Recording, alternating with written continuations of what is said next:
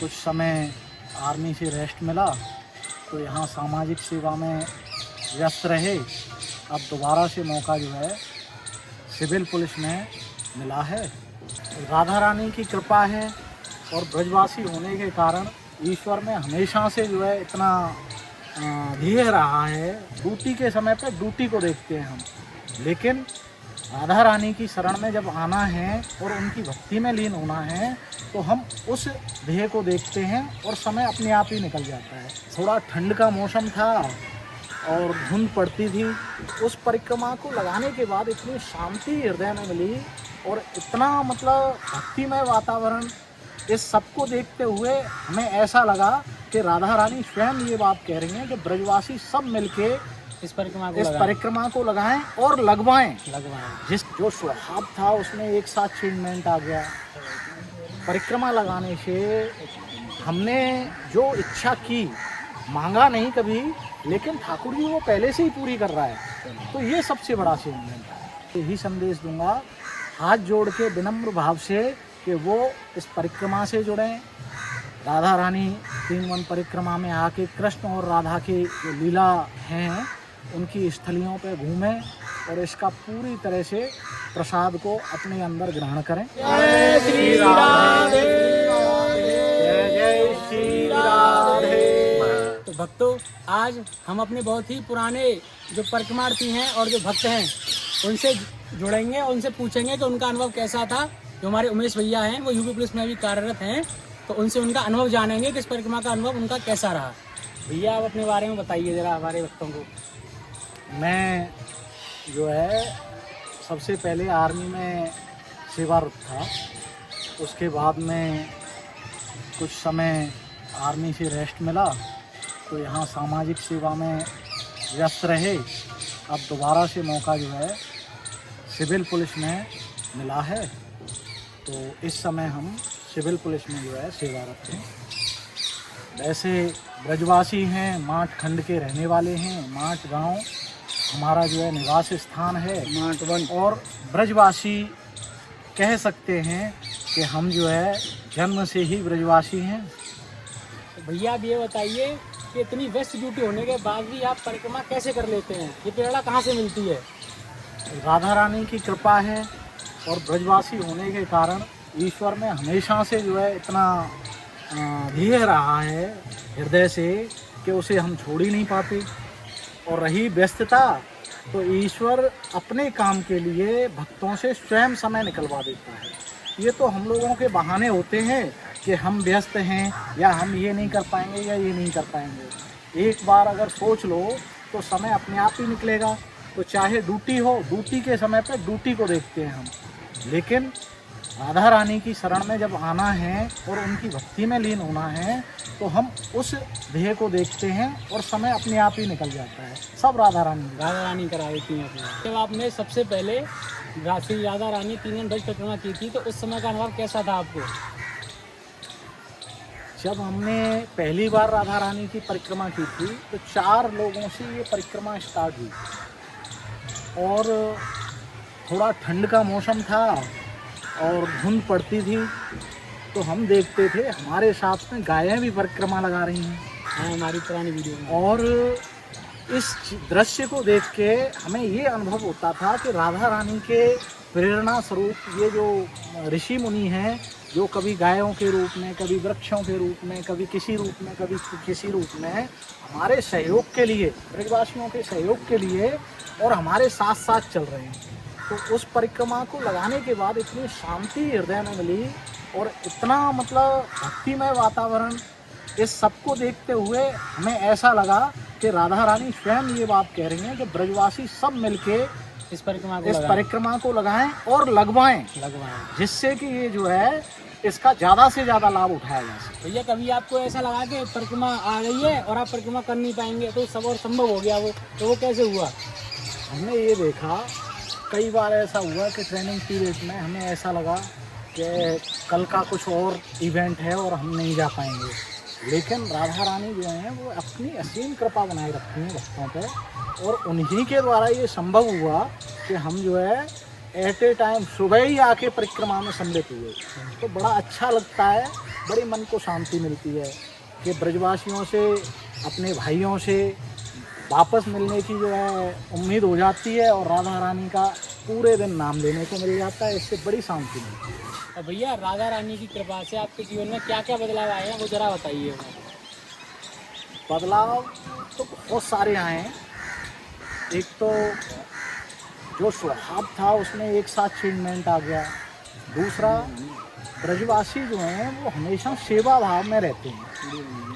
हो सकता है कि सर्विस के दौरान थोड़ा बहुत हमारा वो नहीं रहा, क्योंकि कर्तव्य पालन में इन सब चीज़ों की संभावना कम होती है, लेकिन उससे काफ़ी बदलाव आया। अब पूरी तरह से मन जो है बड़ा शांत रहता है और घर परिवार में भी बड़ी शांति रहती है। परिक्रमा लगाने से हमने जो इच्छा की, मांगा नहीं कभी, लेकिन ठाकुर जी वो पहले से ही पूरी कर रहा है, तो ये सबसे बड़ा अचीवमेंट है। और नई पीढ़ी या युवाओं को आप क्या संदेश देना चाहोगे कि वो इस परिक्रमा को लगाएं? सबसे पहले तो मैं नई पीढ़ी को यही कहूँगा कि वो सनातन धर्म की तरफ में अपना झुकाव रखें। जब वो सनातन धर्म की तरफ अपना झुकाव रखेंगे तो इस परिक्रमा में भी आएंगे और इस परिक्रमा को लगाने से उन्हें अपने पुराने समय के भगवान कृष्ण के जितने भी क्रियाकलाप हैं, जिनकी उनकी जो है जीवन शैली है, उसके बारे में पता चला। और आज जो है उनकी जीवन शैली से जीना तो समाज का उत्थान है। बाकी सब धर्म वाले जो हैं वो अपने धर्म को बड़ा अच्छे से युवा पीढ़ी में परोसते हैं और उससे जो है उनकी पीढ़ी में काफ़ी लाभ होता है। लेकिन हमारे में ऐसा है कि अभी युवा पीढ़ी भटक रही है, तो मैं उनसे बार बार यही अनुरोध करूंगा कि आप किसी भी तरह इस परिक्रमा से जुड़ें और ब्रजवासियों के साथ में ठाकुर जी का नाम लेके भक्तिमय जीवन में पढ़ें और इससे जो है आपके जीवन में बड़ा चेंजमेंट आएगा। आप जो है भक्ति से भी अनभिज्ञ हैं तो भक्ति को भी जानोगे, संस्कृति से भी अनभिज्ञ हैं तो संस्कृति को भी जानोगे और इससे बड़ा सुधार होगा उनके जीवन में। तो मैं सारे जो युवा पीढ़ी हैं उनको यही संदेश दूंगा, हाथ जोड़ के विनम्र भाव से, कि वो इस परिक्रमा से जुड़ें। राधा रानी 3 वन परिक्रमा में आके कृष्ण और राधा की जो लीला हैं उनकी स्थलियों पर घूमें और इसका पूरी तरह से प्रसाद को अपने अंदर ग्रहण करें। भैया आपके अनुसार इस परिक्रमा की सबसे खास या अलग बात कौन सी है जो इसे सबसे अलग बनाती है परिक्रमा को? मैंने ये देखा है बाकी परिक्रमाएं जल्दी समाप्त हो जाती हैं और उनमें कोई भी पड़ाव ऐसा नहीं है जहाँ बैठ के कीर्तन भजन किया जा सके।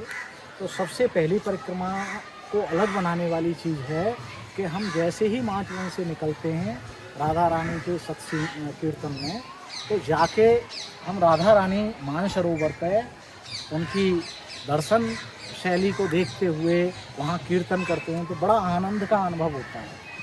दूसरा, फिर आके बेलवन में प्रसादी कीर्तन लगातार 2 घंटे 2.5 घंटे जब चलता है तो उससे बड़ी मन को शांति मिलती है। फिर यहाँ से बंसीवट धाम और भांडीरवन धाम पे जो कीर्तन होते हैं, माटवन के, जैसे आपका भैरू बाबा है, गोरे दाऊ जी का मंदिर है, नारायणदास बाबा का आश्रम है, नरसिंह भगवान जी हैं, नरसिंह भगवान जी का है। इन जगहों पे जाके जो कीर्तन होने का समय है उससे हमें परिक्रमा करने का पता ही नहीं चलता। मानो 28 किलोमीटर की परिक्रमा में इतने सारे पड़ावों पे छोटा छोटा समय विश्राम लेके और अपना छोटा छोटा अल्पहार और जलपान करते हुए जब परिक्रमा निकलती है, पूरे दिन एक मतलब अलग ही लोक में आ जाते हैं। एक जिन लोगों से हमारा ये शेयरिंग होता है और वो जब आते हैं इस परिक्रमा को करने तो वो ये बोलते हैं कि हम तो एक अलग ही लोक में, हमें काम किया उसकी कोई चिंता ही नहीं है।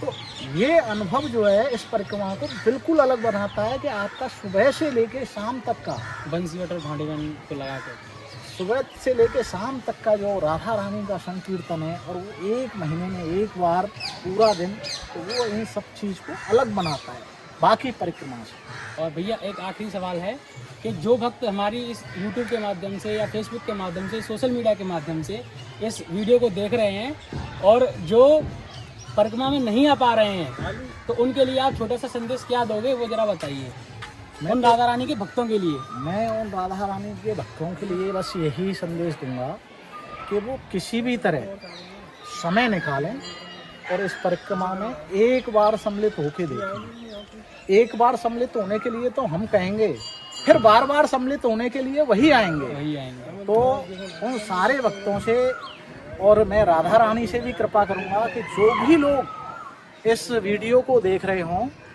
वो मेरे माध्यम से राधा रानी उन पर इतनी कृपा करे कि वो इस परिक्रमा में एक बार जरूर भाग लें। एक बार भाग लेने से वो स्वयं फिर दोबारा आएंगे और राधा रानी के नाम के संकीर्तन में लीन होंगे। तो मैं उनसे यही संदेश दूंगा कि आप जो सबसे हाथ जोड़ के यही विनती है कि आप जो है इस परिक्रमा में आएँ, परिक्रमा दें और राधा रानी श्री कृष्ण का जो है कर्म स्थली, जो क्रीड़ा स्थली, लीला स्थली, विवाह स्थली, वास स्थली, इस जो जागृत वन है, जो छुपा हुआ वन है, उसमें आके एक बार परिक्रमा देखे जाओगे, मन को शांति मिलेगी, आप बार बार आओगे। जय जय श्री राधे, जय जय श्री राधे, जय जय श्री राधे।